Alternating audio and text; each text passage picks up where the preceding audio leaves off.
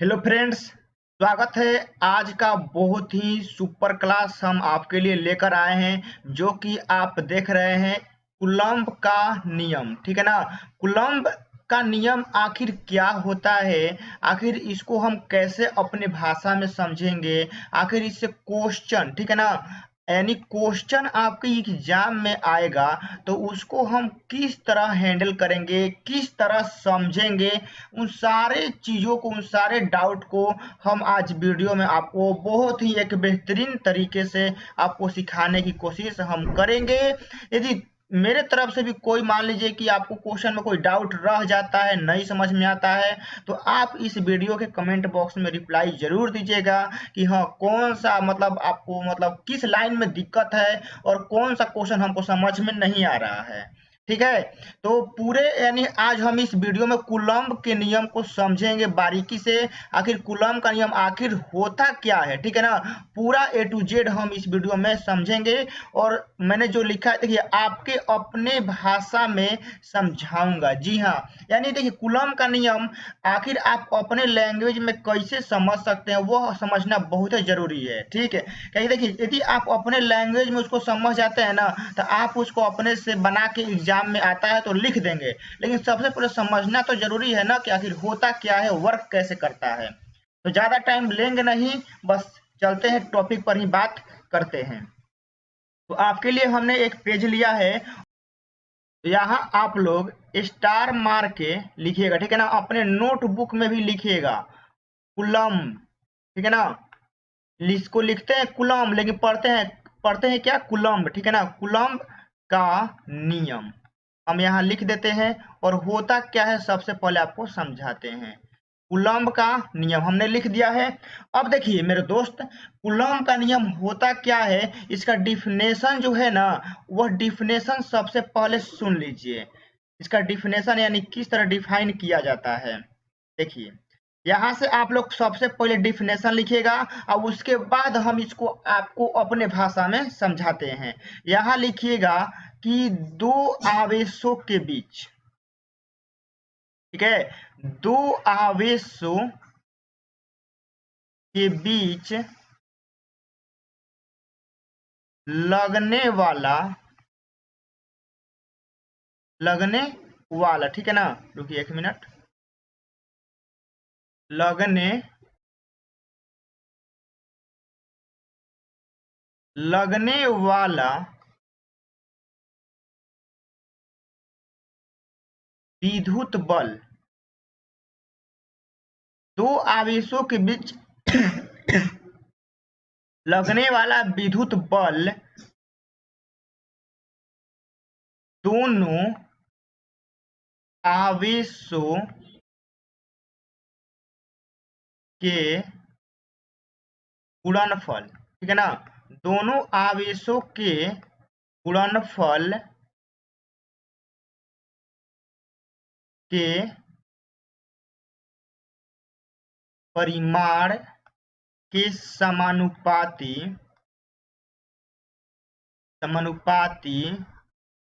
तथा उनके बीच की दूरी के वर्ग के व्युत्क्रमानुपाती, ठीक है ना, व्युत्क्रमानुपाती होता है, व्युत्क्रमानुपाती होता, यहाँ है, हो जाएगा। तो अब देखिए, हमने आपको डिफिनेशन, ठीक है ना, डिफिनेशन बता दिया कि कूलम्ब का नियम आखिर दरअसल में होता क्या। आप लोग यहाँ देख सकते हैं कि कूलम्ब का नियम हमने क्या लिखा है। डिफिनेशन सबसे पहले समझिएगा कि दो आवेशों के बीच लगने वाला, ठीक है ना, विद्युत बल दोनों आवेशों के गुणनफल के परिमाण के समानुपाती तथा उनके बीच के दूरी के वर्ग के व्युत्क्रमानुपाती होता है। यह आपका कूलम्ब का नियम का डिफिनेशन है। अब यहाँ से अब आपको हम समझाते हैं कि कैसे कूलम्ब का नियम लागू होता है। देखिए एक कूलम्ब साइंटिस्ट थे, ठीक है ना, एक कूलम्ब साइंटिस्ट थे। उन्होंने क्या किया कि मान लीजिए कि यहाँ दो आवेश है, हमने प्लस लिया है और यहाँ भी हमने क्या लिया है, प्लस लिया है, कोई दिक्कत? हमने दो आवेश लिया है प्लस प्लस, और इन दोनों की जो बीच की दूरी है हम r लिए हैं, कि मान लीजिए कि जो दोनों आवेश है वह एक दूसरे से r दूरी पर है। जो यह प्लस आवेश मतलब जो यहाँ धनात्मक आवेश आप प्लस देख रहे हैं, इसका नाम हम कर लेते हैं कि आपका Q1 है, ठीक है ना। और जो यह आपका आवेश है हम इसको कर लेते हैं क्या है, Q2 है। यानी Q1 Q2 दो आवेश है, एक दूसरे से r दूरी पर रखा हुआ है। तो जो हमारे बहुत ही कहेंगे कि एक्सपर्ट साइंटिस्ट कूलम्ब थे, ठीक है ना, कूलम्ब जी थे, जो उन्होंने क्या कहा कि जो इन दोनों आवेश आप देख रहे हैं ना Q1 और Q2, जो इन दोनों के बीच मान लीजिए कि बल तो लगेगा ना, तो जो हमारा बल F लगता है, F वह क्या होता है कि इन दोनों आवेशों के गुणनफल के समानुपाती होता है। तो आवेश कौन कौन है आप ही लोग बताइए। आवेश हम एक लिए हैं Q1 और एक क्या लिए हैं Q2, तो दोनों के क्या हो जाएगा, गुणनफल के समानुपाती। तो पहले गुना कर लीजिए, यानी Q1 डॉट Q2। तो उन्होंने सिद्ध किया कि जो F लगता है इन दोनों आवेशों के बीच बल, वह दोनों आवेशों के गुणनफल के क्या है, समानुपाती है। तथा उन्होंने, तो इसको हम समीकरण 1 मान लेते हैं। फिर उन्होंने क्या कहा कि जो इन दोनों आवेशों के बीच की दूरी है ना, जो आप यहाँ पे यह r देख रहे हैं, तो r को उन्होंने कहा ना कि यह वर्ग के व्युत्क्रमानुपाती होता है, ठीक है ना। ऐसे देखिए समानुपाती का मतलब होता है ना डायरेक्टली आमने सामने, अब व्युत्क्रमानुपाती का मतलब होता है ना कि u ऊपर है तो ई नीचे होगा, चाहे ई नीचे है तो u ऊपर होगा, ठीक है ना। व्युत्क्रमानुपाती का मतलब होता है उल्टा। तो उन्होंने बताया कि जो विद्युत बल है वह आवेशों के परिमाण के गुणनफल के क्या होता है, समानुपाती होता है, जो आप यहाँ पे देख रहे हैं। दूसरा में क्या उन्होंने बोला कि जो F लगता है उनके बीच के दूरी के वर्ग क्या होता है, व्युत्क्रमानुपाती होता है। 2 नंबर हो गया। तो अब यहाँ से क्या हुआ कि उन्होंने एक मतलब फॉर्मूला बनाया। तो फॉर्मूला बनाने के लिए उन्होंने क्या किया कि दोनों को मिक्सिंग किया। तो चलिए मिक्स करते हैं, एक न्यू पेज लेते हैं यहाँ से। तो यहाँ से देखिए हम एक प्लस आवेश, इधर भी क्या था, प्लस आवेश, इन दोनों की बीच की दूरी जो था वह r था। इतना तो हमने आपको सिखा दिया है। इसके बाद देखिए उन्होंने बोला कि जो F है वह क्या है कि Q1 और Q2 का क्या है, समानुपाती है। तो हमने इसको समीकरण 1 मान लिया। फिर उन्होंने 2 नंबर में क्या बोला कि जो दूरी है ना वह दूरी के वर्ग के क्या है, व्युत्क्रमानुपाती है। तो इसको हम समीकरण 2 मान लेते हैं। तो अब आप ही लोग देखिए मेरे दोस्त, आप ही लोग बताइएगा कि समीकरण 1 और समीकरण 2 में देखिए RHS क्या, सॉरी LHS क्या है, बराबर है। यानी F यहाँ भी है, F यहाँ भी है, तो बराबर है। तो हम यहाँ लिखेंगे कि समीकरण 1 और 2 से, समीकरण 1 और 2 से, तो देखिए तो दोनों को मिलाएंगे तो क्या हो जाएगा, F समानुपाती Q1 Q2 अब बाटा में क्या हो जाएगा, आर स्क्वायर हो जाएगा। अब जानते हैं कि समानुपाती तो सिर्फ बताता है कि हाँ एफ जो है वह Q1 Q2 और आर स्क्वायर पर डिपेंड करता है, लेकिन जब समानुपाती हटाएंगे तो बराबर आता है। और इसको बैलेंस करने के लिए एक कांस्टेंट आता है जिसका नाम क्या होता है, के। अब यहाँ नाम लिख देते हैं Q1 Q2 बटा में आर स्क्वायर। जो आपका यह समीकरण आता है ना मेरे भाई, इसी समीकरण को कहते हैं कूलम्ब का नियम, ठीक है ना। इसी का नाम है आपका कूलम्ब का नियम। जो आपका मतलब कि जो यह विद्युत बल का फॉर्मूला आया ना, इसी को कहते हैं विद्युतीय बल भी कहते हैं। यहाँ लिख देते हैं हम, विद्युतीय बल भी इसको कहते हैं, ठीक है। विद्युतीय बल कहते हैं या इसको कूलम्ब बल भी कहते हैं, ठीक है ना। कूलम्ब बल भी कहते हैं, कूलम्ब बल। मतलब इसको दोनों नाम से जाना जाता है। कहीं कहीं विद्युतीय बल पूछेगा तो आपको यही बताना है कि क्या होता है, F बराबर के Q1 Q2 बाटा में R स्क्वायर। इसका दो नाम है, विद्युतीय बल या नहीं तो कूलम्ब बल। अब यहाँ से देखिए कि जो आपका यह मतलब दोनों आवेश रखा गया है ना, यह अभी फिलहाल में किस में रखा गया है, निर्वात में। निर्वात या आप हवा में कह सकते हैं, ठीक है। तो निर्वात का मतलब देखिए क्या होता है कि जहां हवा भी न हो, ठीक है ना। निर्वात का मतलब यही होता है कि जहां हवा भी न हो उसको निर्वात कहते हैं। हवा मतलब आप लोग जानते करते हैं। अब देखिए यह तो हो गया ना। अब यहाँ से देखिए बाबू कुछ आप लोग नोट कर लीजिएगा, ठीक है ना। कुछ वैल्यू होता है, नोट कर लीजिएगा।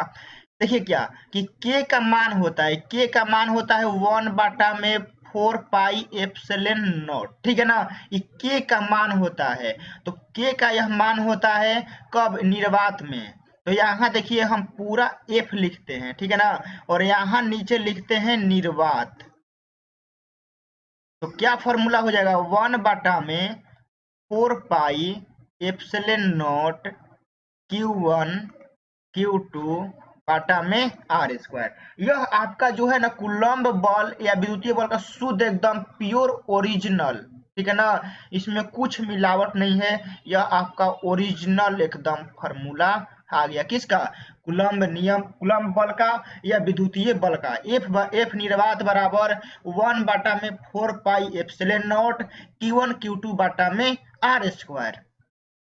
अब यदि आप लोग सोचते होंगे कि यदि माध्यम आ जाता है, ठीक है ना, क्या आ जाता है, माध्यम आ जाता है। तो देखिए माध्यम में,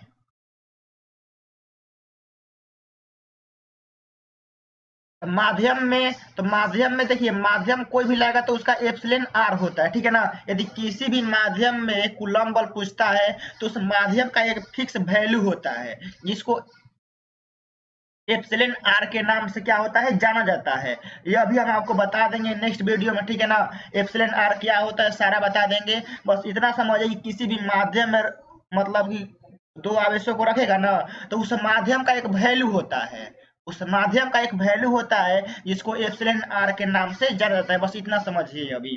तो यहाँ हम लिखते हैं एफ माध्यम, एफ माध्यम यहाँ लिखते हैं। तो माध्यम में देखिए क्या होता है, 1 बाटा में 4 पाई एप्सिलॉन नॉट, और यहीं पे एप्सिलॉन आर आ जाता है, ठीक है ना। एप्सिलॉन नॉट में ही एप्सिलॉन आर गुना होता है, यह बतिया ध्यान में रखिएगा। तो Q1 Q2 बाटा में आपका क्या हो जाएगा, आर हो गया, ठीक है ना। तो पूरा आपका यह किस में निकल गया, माध्यम में।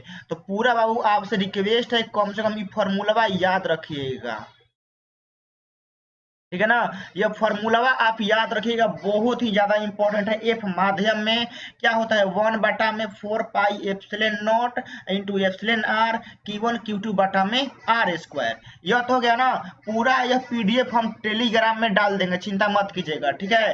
तो अब चलते हैं नेक्स्ट में जो है रिजल्ट देख लेते हैं। यहाँ से देखिए बाबू जो पूरा पीडीएफ है ना, जो हम अभी मतलब टेक्स्ट में लिख रहे हैं पीडीएफ, इसको हम टेलीग्राम में डाल देंगे, टेलीग्राम में डाल देंगे। और टेलीग्राम आप लोग ज्वाइन कर लीजिएगा, मिशन डिफेंस है, ठीक है ना, मिशन डिफेंस। टेलीग्राम आप लोग चलाते होंगे तो वहां से मिशन डिफेंस सर्च मारिएगा, आ जाएगा। वहां विवेक सर जी का लोगो है, वहां से ज्वाइन कर लीजिएगा। हम आपको वहां से पूरा इस क्लास का पीडीएफ दे देंगे, टेलीग्राम पे आप लोग देख लीजिएगा। अब देखिए नोट नंबर सेकंड, ठीक है ना, नोट नंबर सेकंड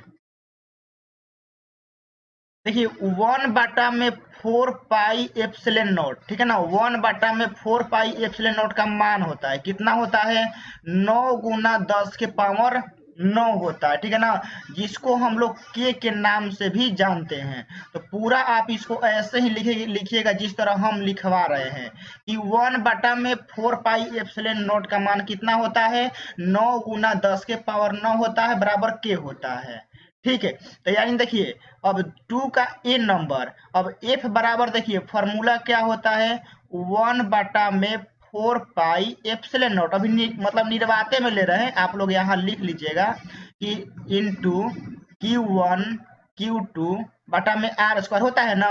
तो देखिए जो आप यहाँ पे देख रहे हैं ना, जो आप यहाँ पे 1 बाटा में या 4 पाई एप्सिलॉन नॉट देख रहे हैं, इसका पूरा मान होता है कितना, 9 गुना 10 के पावर 9 इसका पूरा मान होता है। तो हम यहाँ लिख देते हैं एफ निर्वात कितना हो जाएगा, 9 गुना 10 के पावर 9 इंटू Q1 Q2 बाटा में क्या हो जाएगा, आर स्क्वायर। आप लोग ऐसे भी लिख सकते हैं, पूरा यह आपका वैल्यू वाला मतलब वैल्यू रख दीजिएगा तो इतना आपका मिल जाएगा। ठीक है, अब देखिए अब यहाँ से क्या होता है कि थोड़ा सा चलते हैं अब आगे, ठीक है ना, क्योंकि यहाँ से अब कुछ मात्रक उतरक भी पूछेगा तो वो भी देख लेते हैं। अब देखिए नोट नंबर 3, नोट नंबर 3 के बारे में समझते हैं। थोड़ा सा कलर भी चेंज कर लेते हैं। अब देखिए एफ बराबर फॉर्मूला होता है, वेक्टर अभी नहीं देते हैं, रुकिए वेक्टर को हटाते हैं।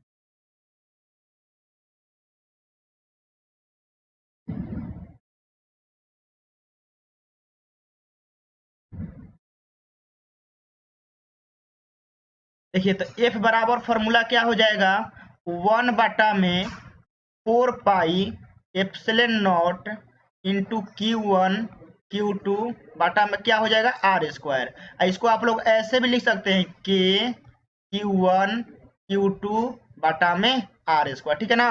तो यहाँ से देखिए टोटली जो आपका एफ का फॉर्मूला आ गया वो क्या आ गया, के Q1 Q2 बटा में क्या आ गया, आर स्क्वायर। तो आप एफ का फॉर्मूला ऐसे भी याद रखें, देखिए सेम टू सेम सब एक ही फॉर्मूला चल रहा है, ठीक है ना, बस इधर उधर हम कर रहे हैं, ठीक है। हम इधर उधर इसलिए कर रहे हैं कि आपको कंफ्यूजन ना हो, ठीक है ना, कंफ्यूजन ना हो कि हाँ हमने यह फॉर्मूला नहीं पढ़ा है।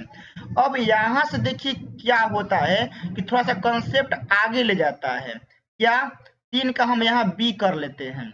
आपसे बोलेगा ना कि कृपया करके के का इस आई मात्रक बता दीजिए, ठीक है ना, क्या बोलेगा कि कृपया करके आप के का इस आई मात्रक बता दीजिए कि क्या होगा।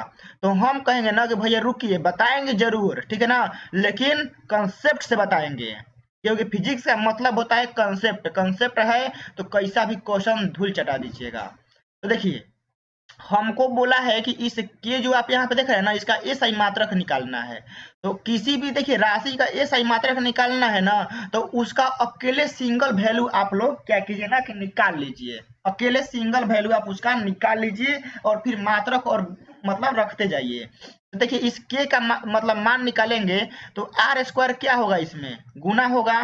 देखिए तो के बराबर जो आपका टोटली यहाँ से मान निकालेंगे क्या हो जाएगा, एफ गुना आर स्क्वायर हो जाएगा ना।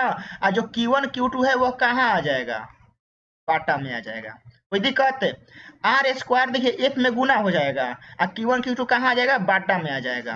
तो बाटा में अब यहाँ आज आ गया मेरे भाई, तो अब यहाँ से क्या कीजिए कि मात्रक रख दीजिए। एफ क्या है, बल, तो बल का मात्रक आप लोग बताइए क्या होता है, न्यूटन। आर क्या है, दूरी, तो दूरी का मात्रक क्या होता है, मीटर स्क्वायर, मतलब सॉरी दूरी का मीटर होता है, लेकिन ऊपर स्क्वायर लगा है तो हम स्क्वायर लगाए हैं, ठीक है ना। दूरी का मत कहिएगा कि मीटर स्क्वायर होता है, दूरी का मीटर होता है, दरअसल ऊपर स्क्वायर लगा है ना तो मीटर स्क्वायर होता है। नीचे क्या है, आवेश Q1 है, तो आवेश Q1 हो Q2 हो Q3 हो Q5 हो, आवेश है ना जी, तो आवेश का मात्रक क्या होता है, कूलम्ब। Q2 का भी क्या हो जाएगा, कूलम्ब। यह माइनस मत समझिएगा, ये माइनस हम नहीं दे रहे हैं, यह हाइफन है। फिजिक्स में किसी भी राशि का मात्रक संगे लिखना है ना तो उसको ऐसे ही लिखा जाता है, ठीक है, आप लोग एक साथ भी लिख सकते हैं।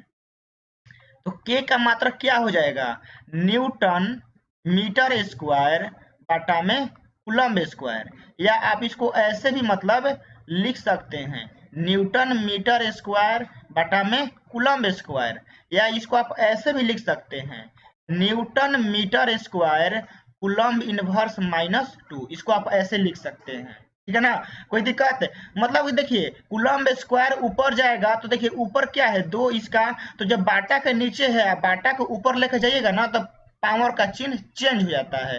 तो newton meter square coulomb inverse 2 ऐसे बोलिएगा, देख रहे हैं ना। तो हमने क्या किया कि के का मात्रक भी आपको निकलवा दिया, क्या होता है, आप देखिए तीनों में से कोई एक याद रखिएगा, इसको हम नेक्स्ट पेज में आपको यहाँ अच्छे से लिखवा देते हैं। यहाँ देखिएगा के का एस आई मात्रक, ठीक है ना, के का एस आई मात्रक। देखिए एक हमने लिखवाया कि न्यूटन मीटर स्क्वायर बटा में कूलम्ब स्क्वायर, ठीक है, यह तीनों के का होता है। यह देखिए अब यहाँ से ऐसे भी आप लोग लिख सकते हैं न्यूटन मीटर स्क्वायर बटा में कूलम्ब स्क्वायर।